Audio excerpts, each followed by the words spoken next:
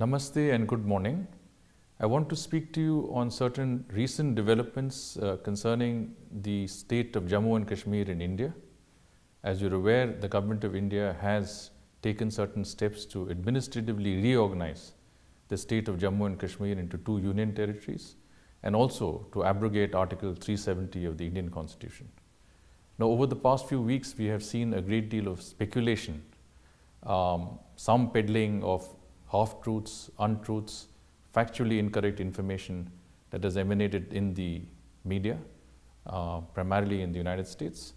And the purpose of my conversation today is really to try and bring to you the facts of the matter, which are as follows. In 1947, the state of Jammu and Kashmir, the erstwhile princely state of Jammu and Kashmir, acceded to the Union of India by depositing the instrument of accession in favor of India, and as such became a part of the Union of India. The recent decision of the government of India relating to the administrative reorganization of the state of Jammu and Kashmir is uniquely applicable to territory within India, which is the state of Jammu and Kashmir. An administrative reorganization is an internal matter within India. It has taken place several times in the past. And this is the 12th time that the government of India is going in for an administrative reorganization. This particular process does not in any way impinge on the boundaries of the state of Jammu and Kashmir or the international line of control. And therefore, as I said, is an internal matter which does not have any impact on any other country. Now, what does this mean? What does an administrative reorganization means? It means that the erstwhile state of Jammu and Kashmir has been bifurcated into two parts and two union territories. One is the union territory of Jammu and Kashmir, which will have its own legislative assembly, elected legislative assembly, its own chief minister, and a union territory of Ladakh, which will have its own elected council. At the same time, the abrogation of Article 370 has been undertaken through due legislative process, which has involved the introduction of two bills in Parliament, which were voted upon. The government, the bill received a two-thirds majority. This was signed by the President, became an act, and therefore went into effect. Now, the Article 370 is really an anachronistic provision in the Constitution. It was explicitly and uniquely temporary in nature. It was introduced to really smoothen the integration of Jammu and Kashmir into the Union of India in 1947. For the past 70 years, it has remained within the Constitution. It should have really been abrogated a long time ago. But it really is a question of the government taking that step with the concerned majority that is involved. And I think is something that was seen to be very much necessary in the circumstances, and I will explain why.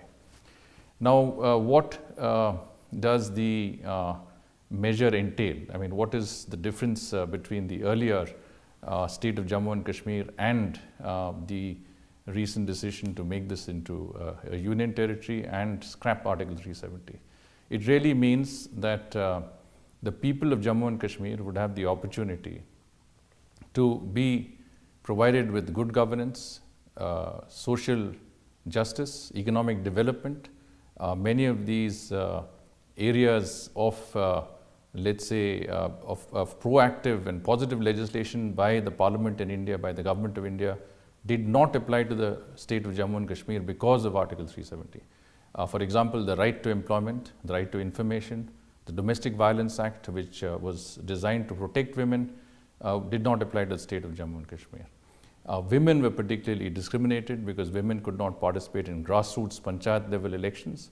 Women could not inherit property if they married a non-resident of the state. While if a resident of Jammu and Kashmir was a man married a woman who was non-resident, he could inherit property. And at the same time, as I said, the Domestic Violence Act did not apply to Jammu and Kashmir, and therefore the women of Jammu and Kashmir were not protected under recent and more proactive legislation applying to women all over India. At the same time, affirmative action programs that applied to traditionally disadvantaged communities, and there are many such traditionally disadvantaged communities in Jammu and Kashmir. You have the Gujars, you have the Bakarwals, you have other communities who did not benefit from social and affirmative action programs in the state, as they did in the rest of India. But what is most important is that economic development did not reach the grassroots levels.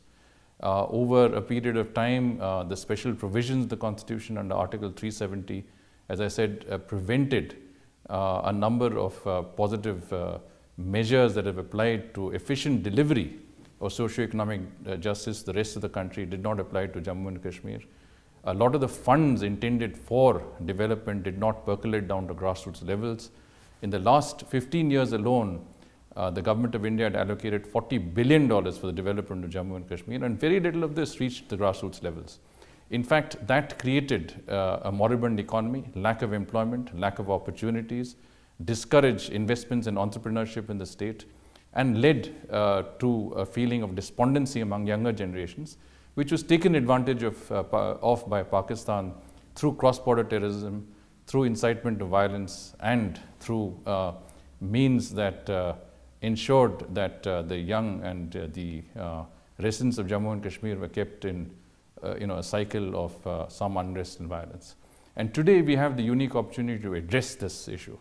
At the end of the day, the actions by the government are designed to ensure that the people and the residents of Jammu and Kashmir, particularly the younger people, who are the majority of the state, have a bright future. They can look forward to a modern, progressive Jammu and Kashmir in keeping with the economic development and the social progress and development that has been achieved in the rest of India.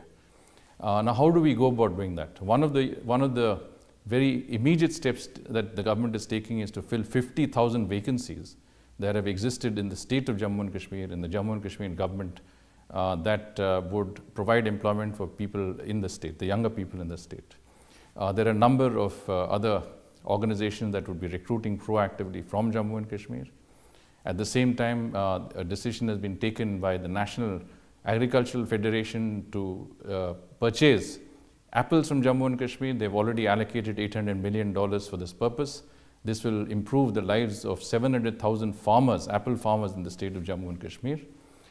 You also have an investment conference that the state of Jammu and Kashmir is organizing in October that will bring together some of the large conglomerates in India that have an interest in investing in the state. Keep in mind that the real strengths of the state have not been exploited. What are the strengths of the state? They are tourism, they are horticulture, they are the film industry, they are the handicraft industry. These are the areas that will get a boost through investments, through purchase of properties, commercial activity, and I think this will definitely spur not only economic and commercial activity, but also small and medium businesses. Now, what we're talking about and what the Prime Minister spoke about is a vision that Jammu and Kashmir will be a hub, a global hub for tourism in the next 5 years, will develop in a very rapid way, as I said, which will bring them on par with the high levels of growth experienced by the rest of India, and will give prospects to the young towards a bright future. Now, what is the situation today? I think there has been a lot of speculation also on the precautionary and preventative measures taken by the local administration to ensure that the law and order situation on the ground is secure. Now, the reason why these preventive steps were taken was to ensure that the positive steps taken by the government should not be scuttled on account of, again, incitement, on account of vested interests from across the border, ensuring that positive benefits should not go to the state, that this ray of sunshine, ray of hope for the rest of the state should not be delivered. And I think it is in order to make sure that that did not happen, that certain steps were taken. But I'm happy to tell you that a lot of these steps that were taken are being very, very rapidly dismantled. Today, you have a situation where you have 24/7 supply of water, electricity, sanitation, cooking gas at homes, LPG being delivered to homes. You have primary, middle, and senior schools that are open. Government offices are open. Traffic is normal in almost all districts of Jammu and Kashmir, barring a few. I think 91% of the Kashmir Valley has been opened up to normal traffic. It is only in 9% of the Kashmir Valley that has certain restrictions. At the same time, landlines, 26,000 landlines have been opened up in the Kashmir Valley. People can talk to their relatives, people have communication. There is no communication gap whatsoever between people in the valley and the relatives in the other parts of India and other parts of the world.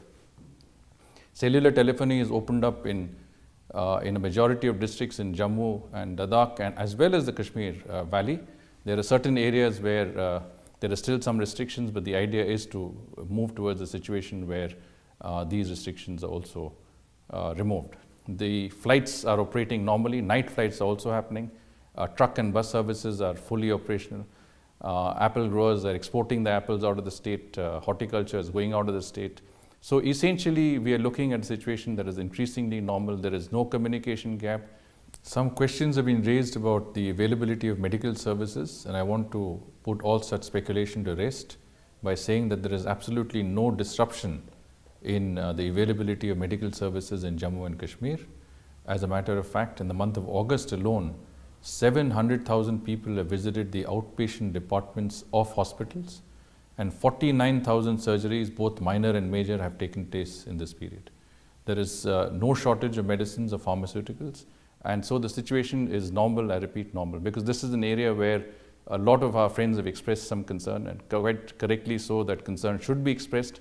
But what is important is that you should know the truth, and the truth is that the lives of people have not been affected in Jammu and Kashmir. And we are moving towards trying to ensure normalcy as soon as possible in view of the ground realities, keeping in consideration the ground realities.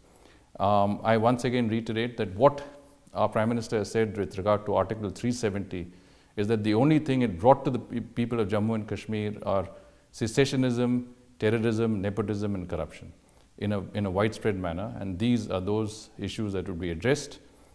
We definitely believe that this is something that would offer an alternative paradigm to 70 years of some levels of unrest and last few decades of a fair amount of strife, which has been really a result of cross-border terrorism and incitement from Pakistan.